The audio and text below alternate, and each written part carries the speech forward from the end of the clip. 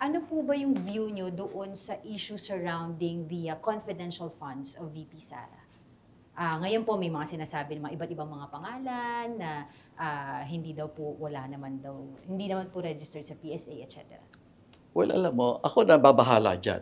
Because confidential and intelligence fund are very important type of funds that are used for very, very sensitive projects of the country. Medyo tingin ko, by this time, inabuso na yan. Not necessarily the Vice President. Kasi ang intel at saka confidential funds are very limited ang dapat na binibigyan yan.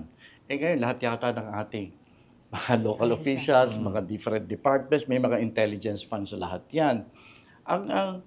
Tapos, ang pagkalaki-laki pa ng Intel at saka yung ating presidente, dapat lahat ng executive na hindi bahagi na talagang authorized na gumamit ng Intel at saka confidential funds. Pag meron silang kailangan para sa confidential na activities, hihingi sila sa Office of the President. Kaya tingin ko double funding ngayon eh. Ang laki-laki na binigay sa presidente, lahat pa ng mga department nilalagyan pa ng intelligence fund.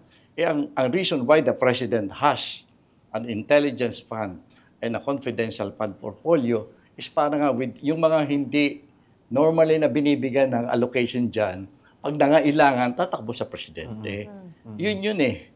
Pero anyway, in the case of Vice President, I do not understand her why she is not saying that she is the Vice Chairman of the NTF-ELCAC. That puts her in a position to officially accept confidential and intelligence funds. Maraming practices yan, no? Ewan ko kung invento yung mga pangalan nakikita ko, no? Pero aliases are allowed.